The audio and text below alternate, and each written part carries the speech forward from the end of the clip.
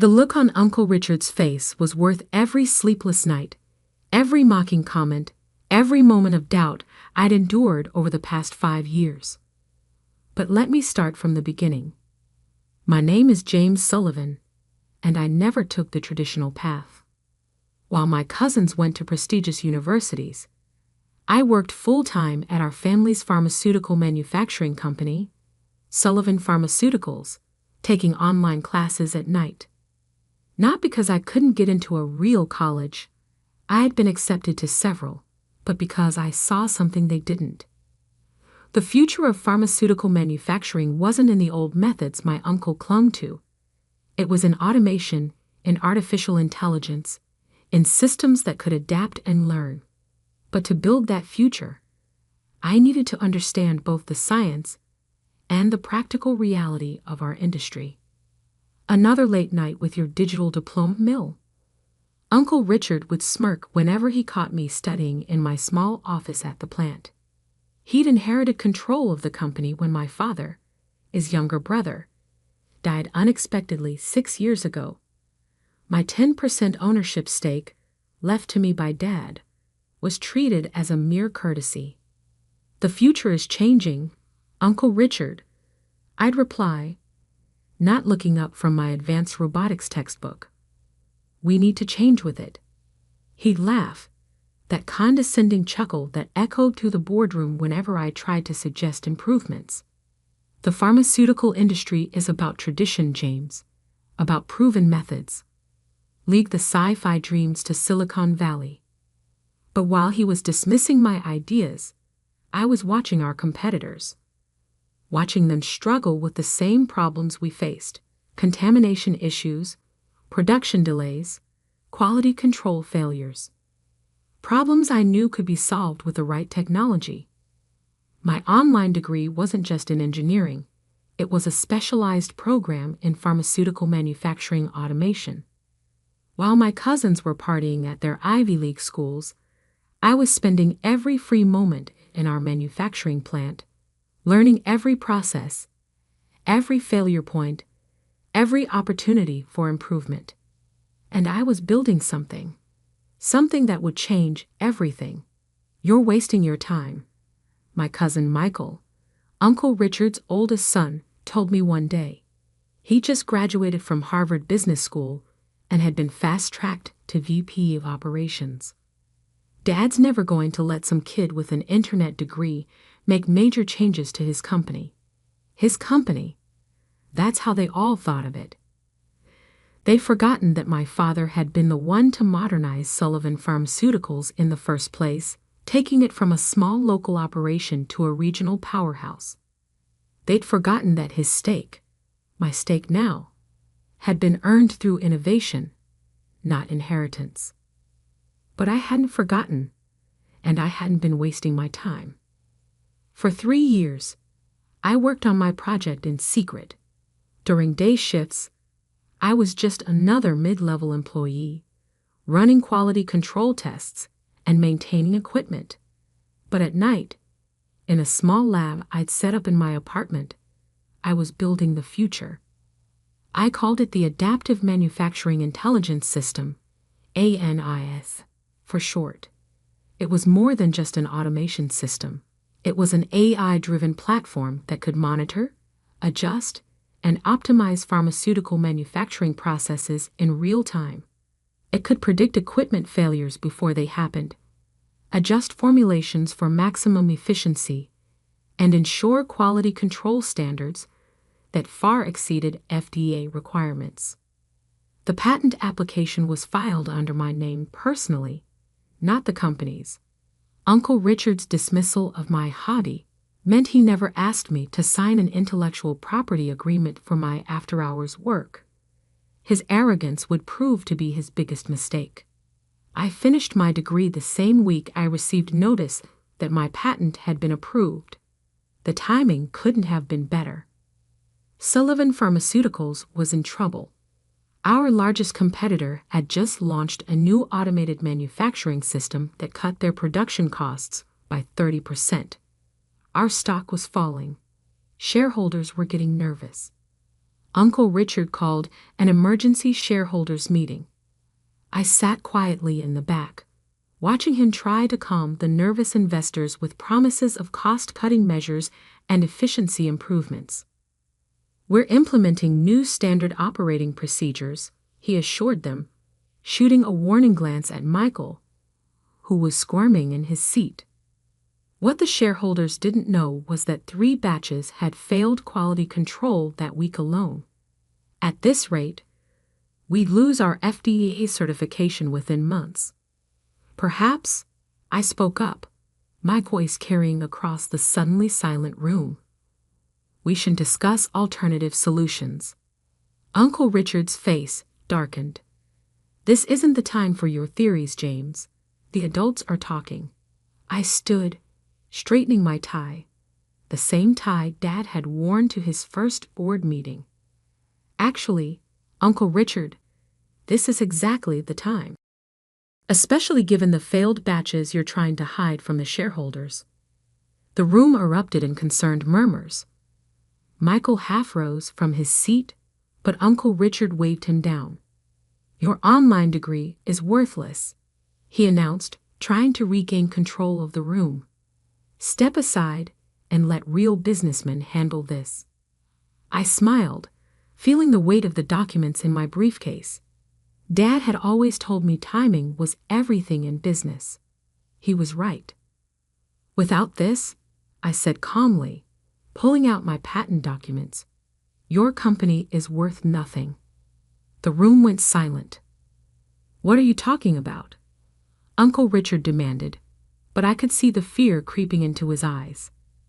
I opened my laptop, connecting it to the presentation screen. "Let me show you the future of pharmaceutical manufacturing. The future I've spent the last 3 years building while you were busy mocking my education." As ANIS came to life on the screen, I caught a glimpse of my reflection in the darkened window. I saw Dad there, in my stance, in my determination. He'd always believed in me, always supported my unconventional path. Now it was time to show everyone why. The shareholders leaned forward as I began my presentation, their eyes widening as they realized what I'd created. Uncle Richard sank into his chair, his face pale, as the full implications of my patent became clear. Sometimes the best revenge isn't in proving others wrong, it's in proving yourself right. And I was just getting started. The presentation screen glowed behind me as I demonstrated ANIS in action. I'd installed a test version in a sealed section of our manufacturing plant, another detail Uncle Richard had been too arrogant to notice. "Over the past 3 months," I explained, pulling up the comparison data, "this system has run parallel to our current production line. The results speak for themselves." The numbers flashed across the screen. 45% reduction in production costs, 98% decrease in quality control failures, real-time adaptation to manufacturing variables that had plagued the industry for decades. "Impossible," Michael blurted out. "Those numbers can't be real." I smiled, clicking to the next slide. "The FDA certification team visited last week. Would you like to see their preliminary report?" Uncle Richard's face had turned an interesting shade of purple. "You had no authority to install experimental systems in our facility. This is a violation of—" "Actually," I interrupted, "I had full authority. Check my employee contract. As quality control supervisor, I'm empowered to test new quality assurance methods. Everything was done by the book." I turned to the shareholders. "What you're seeing isn't just an improvement. It's a revolution in pharmaceutical manufacturing. And the patent?" I held up the documents. "It's already being called the most significant innovation in the industry in 20 years. The room erupted in excited chatter. I could see dollar signs in the investors' eyes as they grasped the implications. Our competitors would pay billions for this technology. One shareholder called out. They already have, I replied calmly. I received offers from 3 major pharmaceutical companies this morning. They're quite interested in the fact that Sullivan Pharmaceuticals doesn't own the patent rights. Uncle Richard stood up so quickly his chair toppled backward. This is outrageous. You developed this while working for us. The company owns nothing. I cut in. I developed this on my own time, with my own resources. The patent is registered to me personally. Your repeated insistence that my work was worthless and unofficial meant you never had me sign an IP agreement. A fact my lawyers thoroughly documented. I clicked to the final slide. A sales projection showing Sullivan Pharmaceuticals' future with and without ANIS. The contrast was stark. Without this system, we'll lose FDA certification within 6 months. Our competitors' automated systems have made our current methods obsolete. With ANIS, I gestured to the upward climbing graph. We become the industry leader in pharmaceutical manufacturing technology. The boardroom doors opened, and 3 people walked in. Uncle Richard's face went from purple to ash white as he recognized them. Allow me to introduce David Chin from Merck, Sarah Williams from Pfizer, and Thomas Rodriguez from Johnson & Johnson, I said pleasantly. They've each expressed strong interest in acquiring my patent. I invited them to today's meeting to observe the technology in action. Michael jumped up. This is a closed shareholders meeting. You can't. Actually, I held up a document. As a shareholder, I can invite relevant parties to observe non-confidential technological demonstrations. It's in the company bylaws, the ones Dad wrote. The 3 pharmaceutical representatives took seats at the back of the room, their interested gazes fixed on the presentation screen. So, I continued, we have a choice to make. Sullivan Pharmaceuticals can license my technology, maintaining family ownership, but paying standard market rates for the patent rights. Or, I glanced at the industry representatives. I can accept one of the several very generous offers I've received. Uncle Richard slammed his fist on the table. This is blackmail. No, I corrected him. This is business.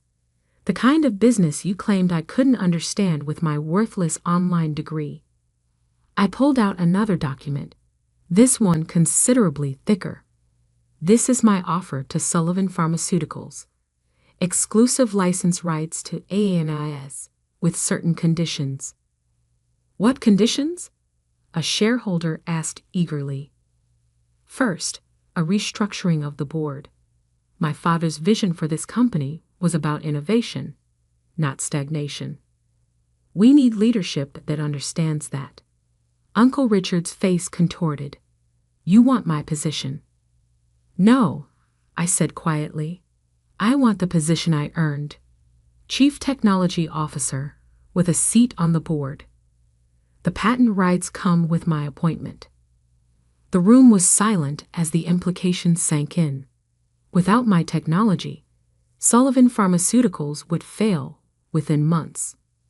With it, we'd dominate the market. And if we refuse? Michael asked, his Harvard confidence cracking. I gestured to the industry representatives. Then I walk across the street to one of our competitors. My patent, my choice. One of the shareholders, an elderly man who'd known my father, spoke up. Richard, we need to vote on this now. Uncle Richard looked around the room, seeing his support crumbling. 20 years of ruling the company through fear and tradition, undone in a single morning. This isn't over, he hissed. Actually, I replied, it is, because there's one more thing you should know. I nodded to my lawyer, who had been waiting quietly by the door. She distributed copies of one final document to the board members. What's this? Uncle Richard demanded, scanning the pages. The results of the internal audit I commissioned 3 months ago. It seems there have been some irregularities in the company's recent FDA compliance reports. Irregularities that coincide with Michael's appointment as VP of Operations. Michael went pale. Uncle Richard started to speak, but I held up my hand. The full report has already been submitted to the relevant authorities. So you have a choice, Uncle Richard. Accept my offer, or explain to the FDA why our compliance reports don't match our actual production records. The room exploded into chaos. Board members huddled in corners. Whispered conversations filled the air.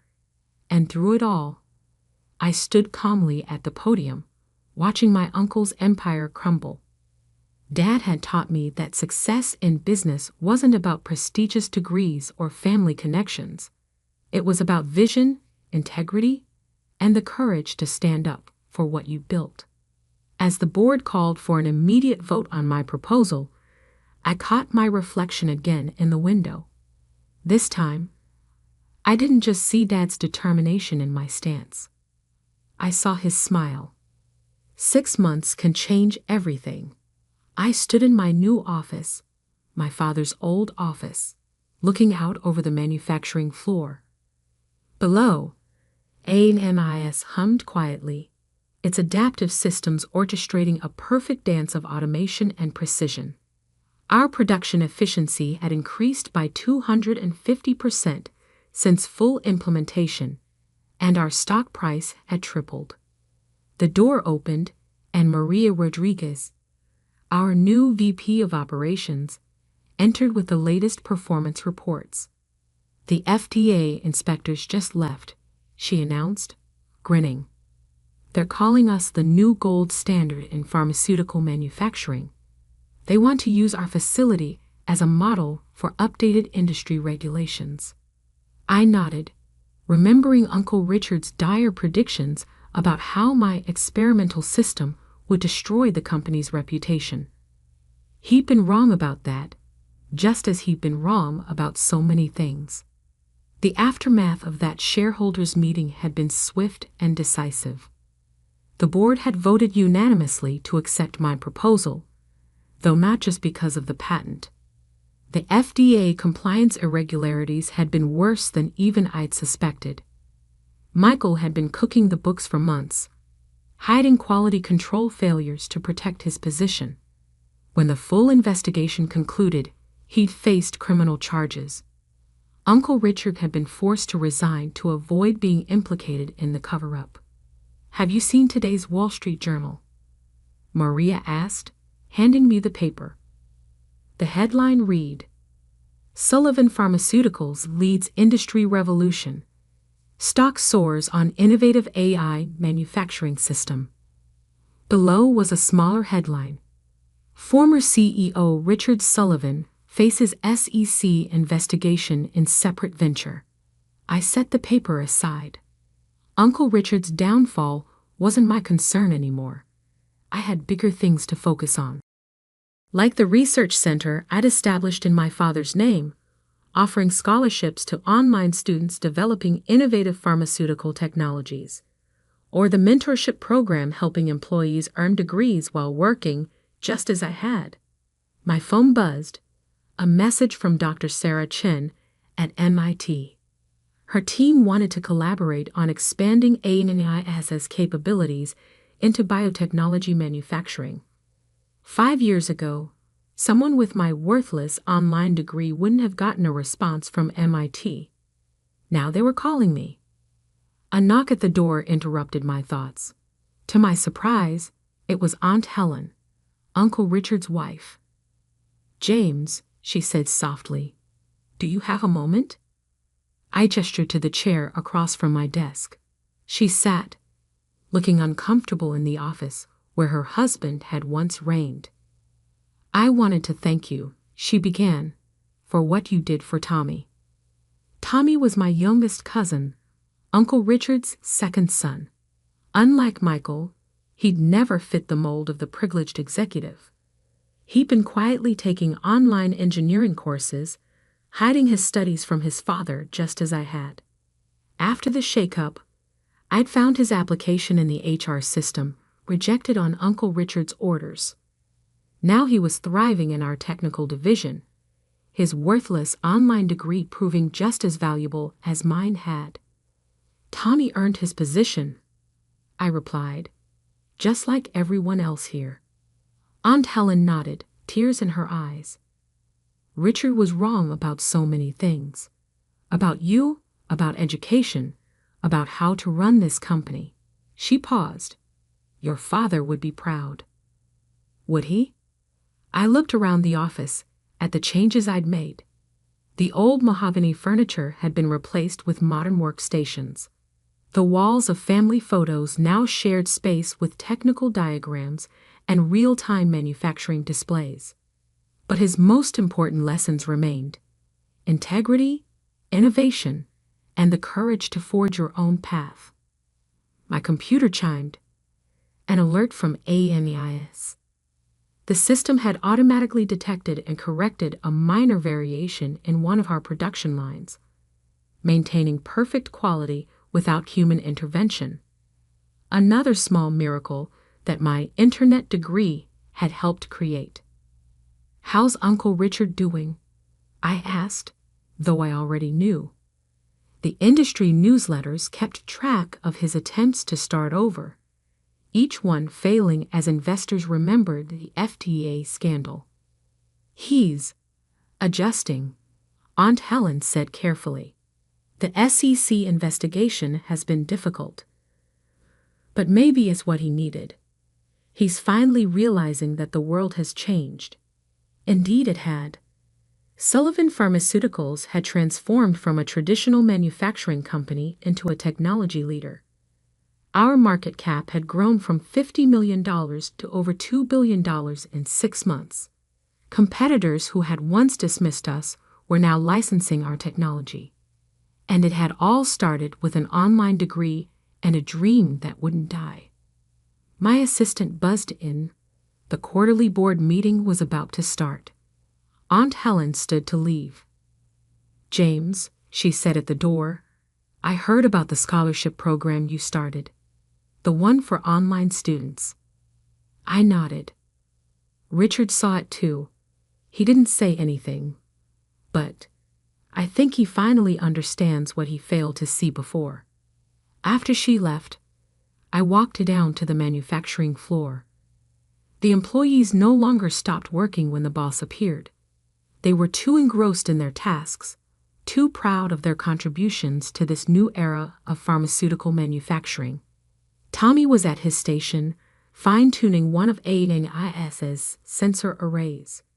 His online degree in robotics engineering hung proudly on the wall of his workspace, just like mine did in the office upstairs.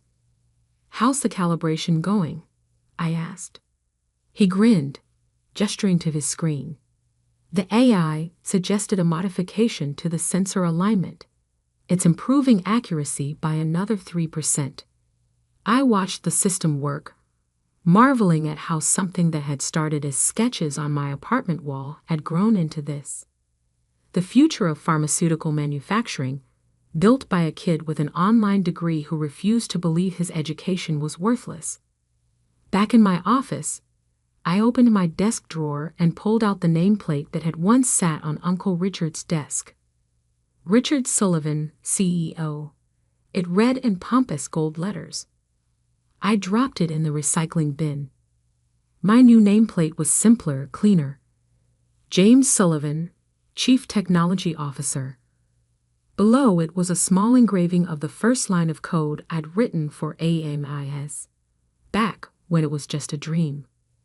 The board meeting would start soon. Another quarter of record profits to report, new innovations to discuss, more boundaries to push. But first, I sent a quick email to the head of our scholarship program.